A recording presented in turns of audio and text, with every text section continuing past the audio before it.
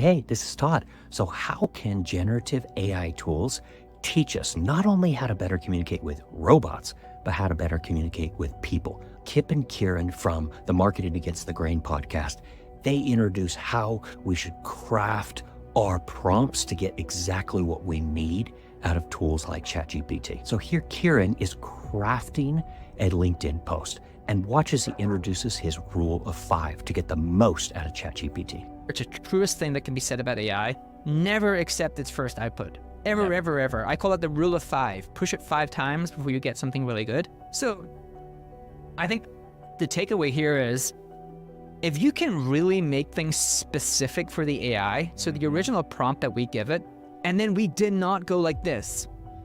Prompt, give content, results bad, AI, terrible, go tell my friends. So the another version of this was actually, I'll show you this prompt.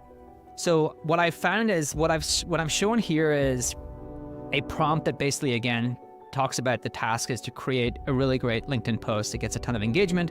And then in the LinkedIn post style, this is generic right now. So at the moment, this is just like generic things that AI believes makes LinkedIn posts are really successful. Again, what are we going to learn here? The exact same lesson.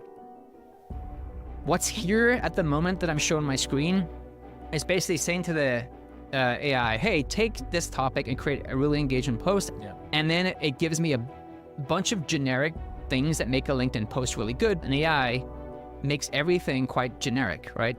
Just best practice, generic. Another great lesson for marketers here, AI is a bad marketer because it just follows best practice. Best practice is slow death. What actually will work here is if I actually give it an example of what good is, right? Provide a topic you'd like the LinkedIn post to be about. So let's say the best leaders are those who stay hands-on and don't turn into glorified program managers, something you and I feel passionately about. All right, here we go. Now again, this content is going to be much better because I've been very specific on the style I want it to replicate, right? Why don't you just go through your rule of 5 real quick with everybody on this post and see if you can get it to something that's going to be really good. Leadership isn't about sitting in an ivory tower. The best leaders roll up their sleeves and dive into the trenches. The real leadership is about staying hands-on, not turning into glorified program managers. It's about driving projects and growth through direct involvement, not endless meetings. This would actually do well on LinkedIn. It's about inspiring your team by working alongside them, not just delegating from afar. True leaders turn challenges into opportunities and empower their teams to the same. Okay, what's the problem with this? It's way too generic. It's way too generic. You need some sharp LinkedIn one-liners. Make it much more pointed and give me some memorable one-liners that I could put on a t-shirt. All right, so anyway, I think the learning here again is, if you're going to use AI today, you have to really be very specific in teaching it what good is and then trying to get it to replicate good.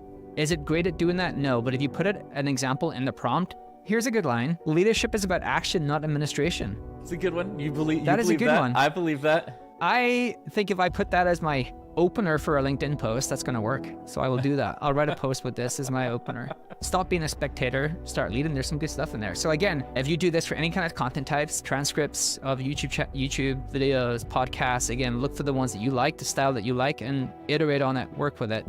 We push it, right? We give it more, because what is it? It's an excited intern. We give it more context. We hold it to super high standards. I love that. So not only is he getting increasingly specific with his prompts, but he actually copied and pasted in the perfect LinkedIn post for ChatGPT to learn from. Now, Kip picks up on this and applies it to our communication and to our management here in the real world with people. Let's take a listen. A hot take, Kieran, just a quick aside. If you get really good at prompting like this, it will also make you a better manager of humans. Yeah, exactly. Because you will get way clearer, way more specific in general of how you communicate with everyone. And it's almost just like a clarity feedback loop that's forcing you to learn how to get much clearer in what you mean, what you're trying to accomplish, what the goal is. I actually think that's a really good point. This is the number one failure of most managers, is not being able to give the right context and ask, not being able to actually be very specific in the things you want that person to excel at. I love that. So both with humans and with robots, if we'll do two things. One, show an example of what we want the end result to be. And then 2, get really specific with our prompts. This takes a lot of practice and a lot of iteration. But with that, we're going to get a lot better in communicating in our day-to-day lives with people that we work with and giving them crystal clarity about what we expect. And then also show them an example of what success looks like. So great for robots, great for people. That's something I'm going to start using right away with my team. We'll see you.